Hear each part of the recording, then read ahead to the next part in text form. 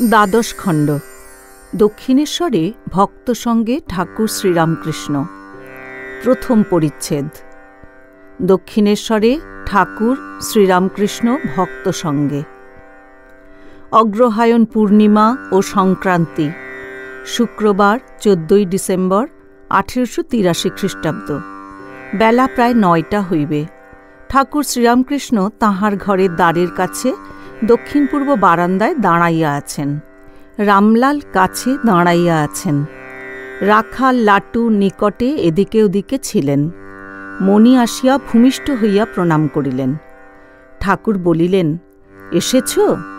তা আজ বেশ দিন। তিনি ঠাকুরের কাছে কিছুদিন থাকিবেন, সাধন করিবেন। ঠাকুর বলিয়াছেন, কিছু করিলেই কেউ বলে দেবে এই এই।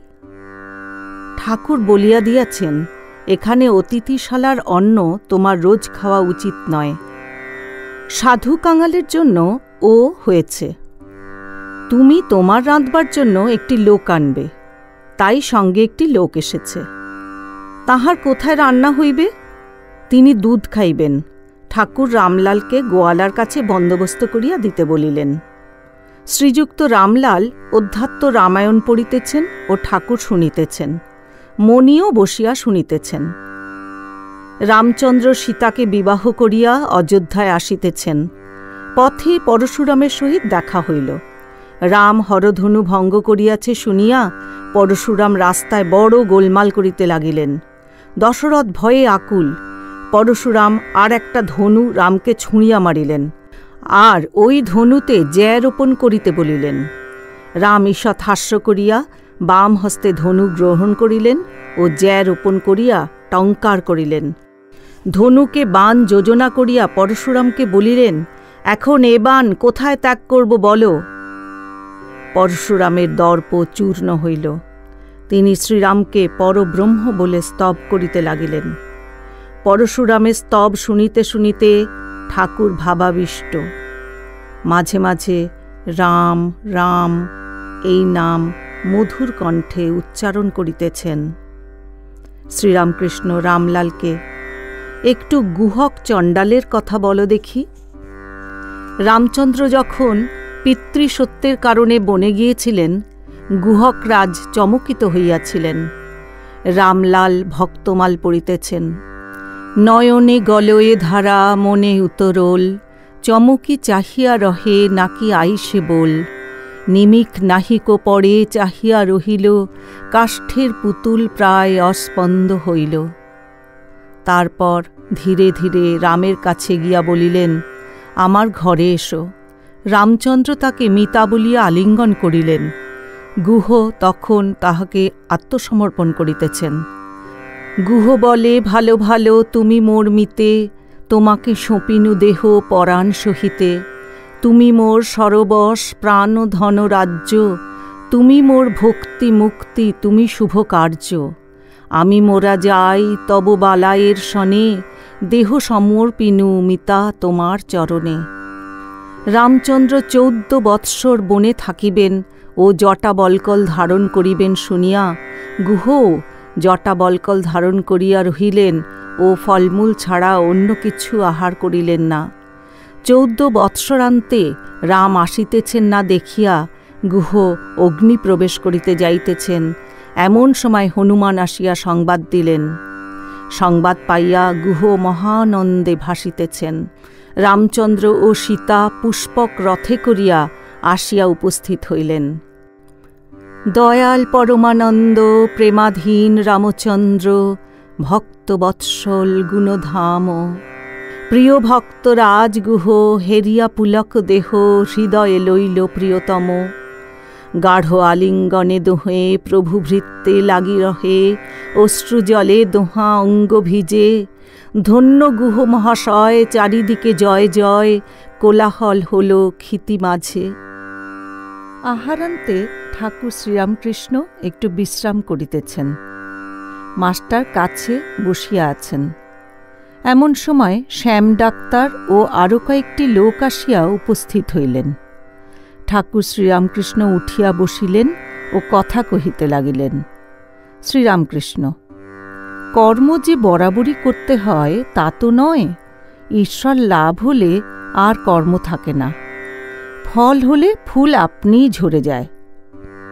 যার লাভ হয় তার সন্ধ্যাদি কর্ম থাকে না, সন্ধ্যা গায়ত্রীতে লীন হয়, তখন গায়ত্রী জপলেই হয়।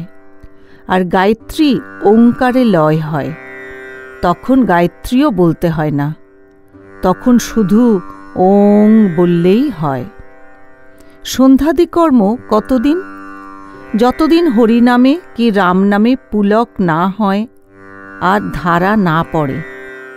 টাকা কড়ির জন্য কি মোকদ্দমা জিত হবে বলে পূজাদি কর্ম ওসব ভালো না। একজন ভক্ত: টাকা কড়ির চেষ্টা তো সকলেই করছে দেখছি। কেশব সেন কেমন রাজার সঙ্গে মেয়ের বিবাহ দিলে। শ্রীরামকৃষ্ণ: কেশবের আলাদা কথা। যে ঠিক ভক্ত সে চেষ্টা না করলেও ঈশ্বর তার সব জুটিয়ে দেন।